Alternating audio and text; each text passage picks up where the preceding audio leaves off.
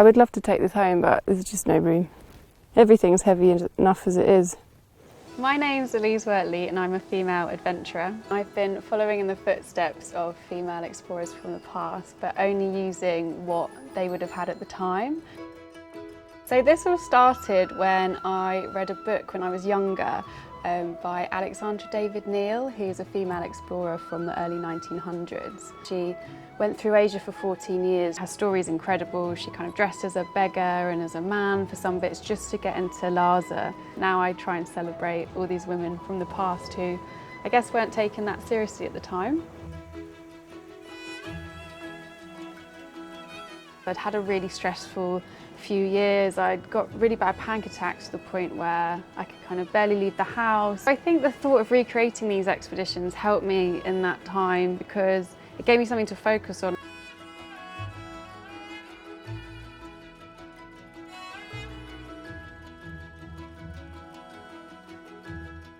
So the first trip I did was to India, and it was about a month long, and we followed in the footsteps of Alexandra David Neal. We walked about 200 kilometres to Mount Kanchenjunga Base Camp, which is the third highest mountain in the world, and it's where Alexandra actually got her first views of Tibet. There'd be times where it would get down to minus 15 degrees at night. Luckily, Alexandra had 2 hot water bottles that she took with her on her trip, so all night long I would just fill up these hot water bottles, not getting any sleep.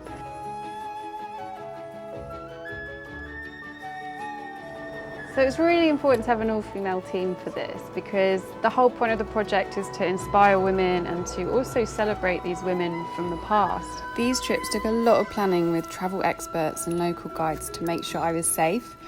And while I would encourage everyone to go on an adventure, I would stress this is not something to do lightly.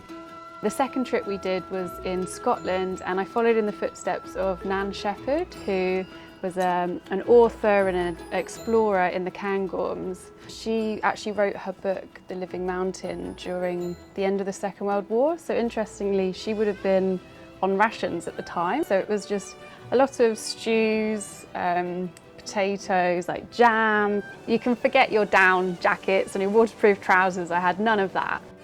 This is the wooden backpack that I made myself to take to India in the Himalayas. And it's basically just a chair that I found on the street in Brixton. These are the old leather boots that I wore for my Nan Shepherd trip in Scotland. They were super, super slippy. This is the yak wool coat. This is what I lived in for a month in the snowy mountains.